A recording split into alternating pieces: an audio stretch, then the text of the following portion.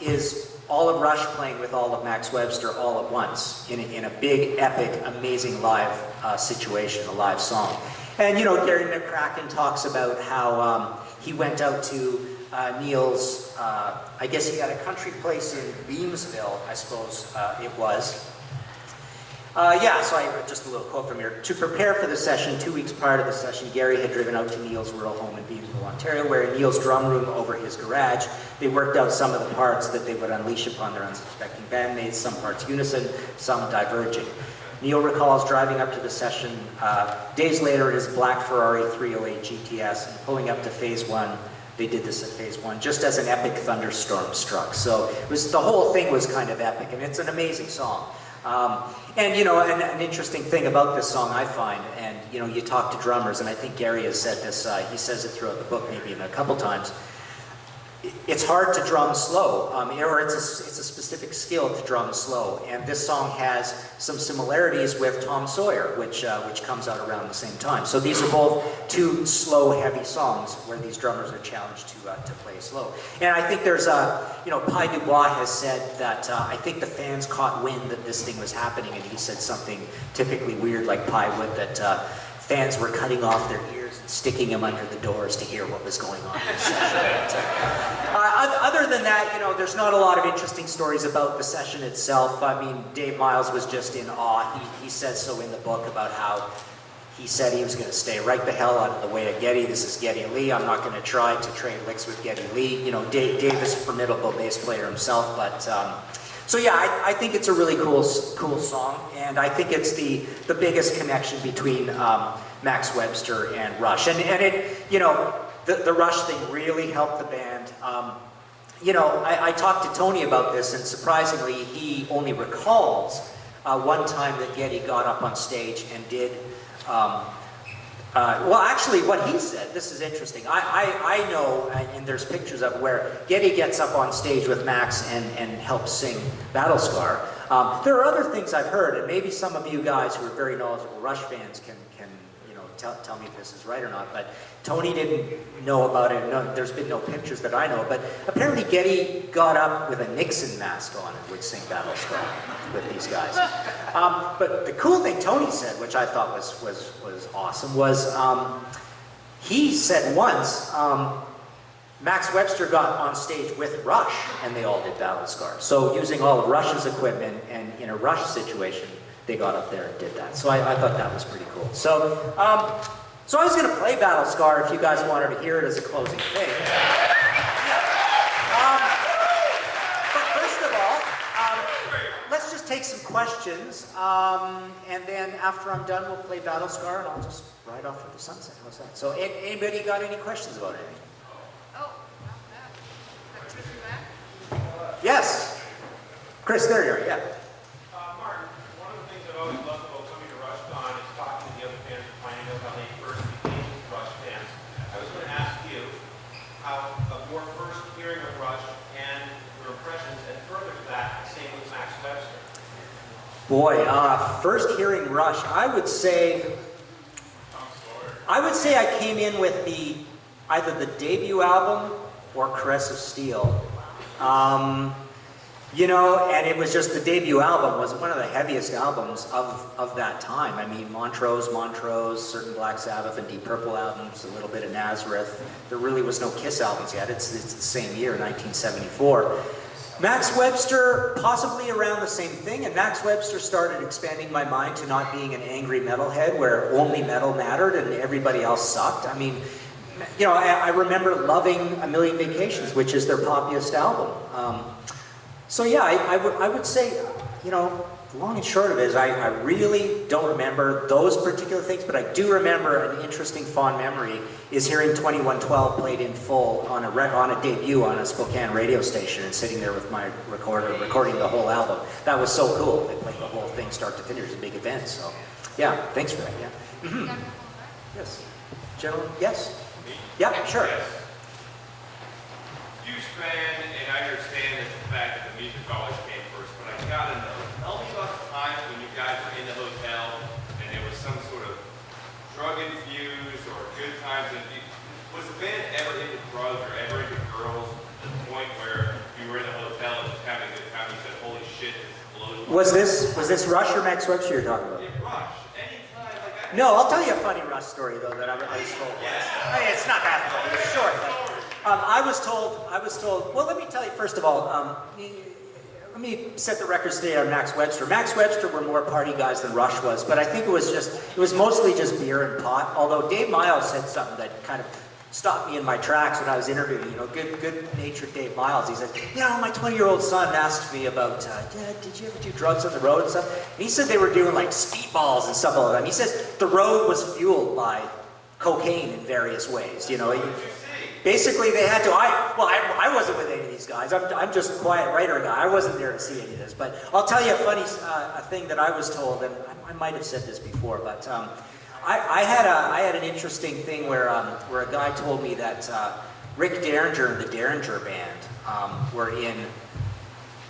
I think they were in maybe Rush's dressing room, and Rick Derringer pulled out this huge big pile of coke and had it sitting on the coffee table. And Geddy Lee walked in and just reamed him out. He just said, "Get that stuff out of here, get that, you know, get out of here, pick that up, get that out of here right now." Like he did not want any trouble with it, with any drugs sort of thing. So, but you know, this Max Webster stuff, when you start getting into this music and you listen to Pie's lyrics and some of the musical choices they make, you might think they were a real druggy band, but they were just very much like Rush, you know, good, dependable Canadian boys. They're from Sarnia. I mean, they're Sarnia, a little bit of Toronto. They were based in Toronto, so there's a lot of that kind of like just regular, polite, normal Canadian guys. They never got into a whole lot of trouble. Sure, there was drinking and stuff, and but they weren't that crazy band. So, yeah. Anything else?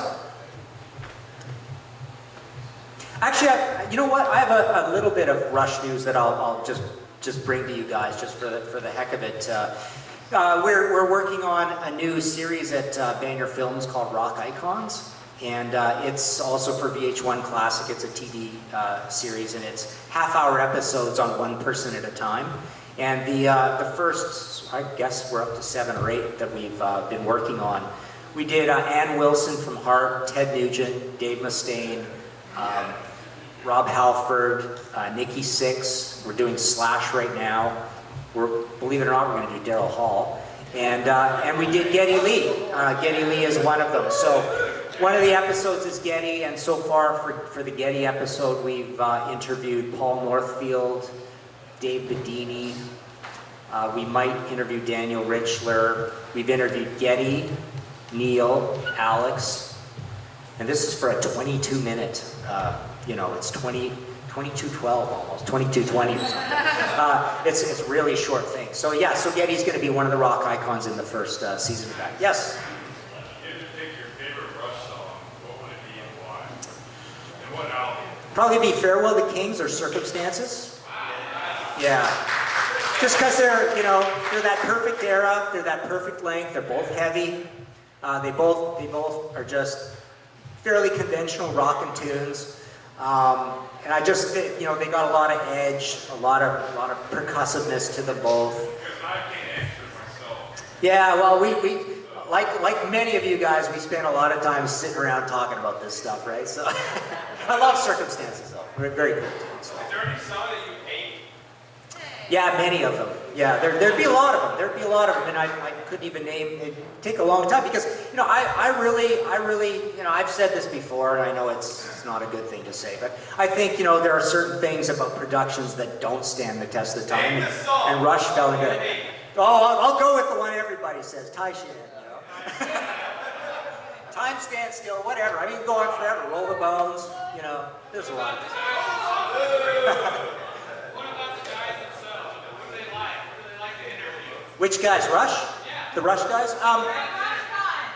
Yeah, the Rush guys to interview, they're all great to interview, and all for different reasons. Love those guys. I mean, Neil is so funny because, and Sam Dunn from Banger will tell you this as well. It's like, oh, it's hard to get Neil. Oh, should we ask Neil? We're scared to ask Neil to do this.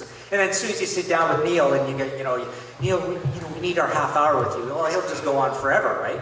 So he's a really long, really good interview. He's a super smart guy. Alex is just super gracious, super polite, has all the time for you in the world. Getty can be self-effacing. He's kind of in the middle between Alex and Neil. But they're all great guys to interview, you know? I think the Rush camp, even we find this in Bangor, they're not, even how closely we know Rush, and having done the Rush movie and stuff, there's still a lot of decorum to dealing with that office. There's a lot of, you got to go through the right steps and make sure you don't kind of offend anybody and stuff. It's really, they are pretty finicky guys and the way they want all this done. But the Getty episode is going to be really cool because this goes really deep into like psychology and stuff, and they're really kind of meditative episodes for this Rock Icons. There's no narrator. And it's just, we're comparing Getty, we filmed him going to baseball game with Dave Bedini, and we're talking about the similarities between fantasy baseball and being in Rush and all this kind of stuff. So it's neat stuff, and he's been interviewed at home with his, talking about collecting and stuff and his interest in film. Yes? As you know, as well as I do, I don't know about anyone else, but Rush has a great sense of humor. I mean, Trailer Park Boys and all this stuff, and also working wireless, I know all this shit too. So Yeah. When you were who did you find the clown of the band? Like if you had to choose one clown in the band, who is the biggest clown in Rush? My guess is Alex. Yeah, I think that guess is right. I mean, I've never really interacted with him all that much, but I can tell, like, people have told me about parties at Alex's house and stuff. Like, he's definitely, he's a party animal, right? So he's definitely the biggest clown, but they're all pretty funny dudes. And it's a very Canadian sense of humor. It's not completely wacky.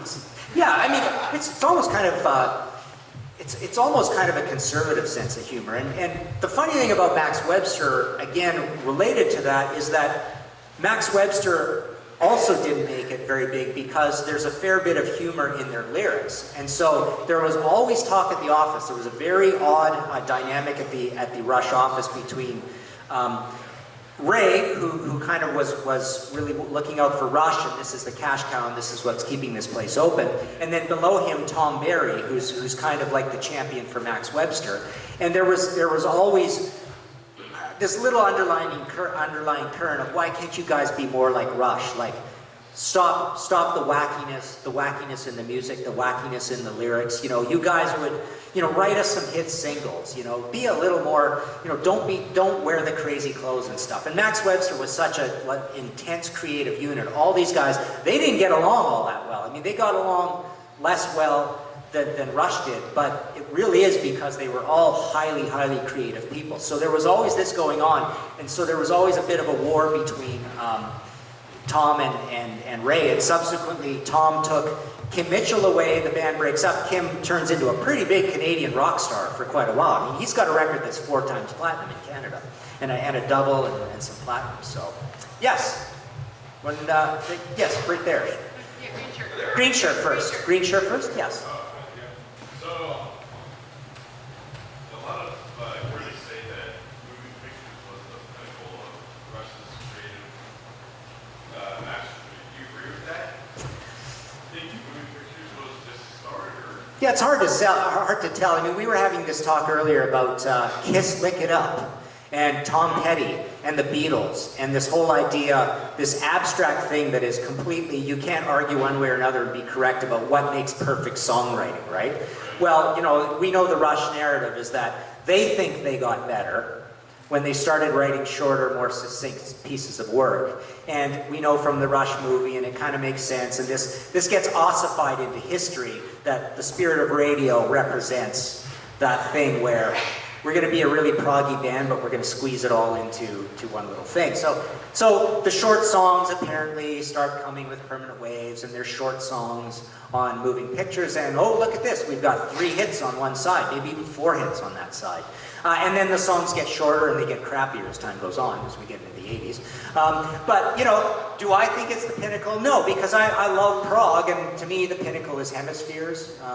Yes. And I love Permanent Waves. I love all that 70s stuff. stuff. But we know there's a certain thing people say about great songwriting, and this is when, like, Tom Petty bores me to death. But people say, oh, but it's genius songwriting. It's just, they take out everything that doesn't belong and leave only what's there, right? So this is that whole thing. It's like, well, maybe the songs are better on Moving Pictures. And oh, look, they're hits, so they must be better. Well, like I said, I mean, I would say I like the proggier, longer stuff. Cygnus and Xanadu. Yeah, you know, the dark side of Moving Pictures. Yes? Do you get rumblings from backstage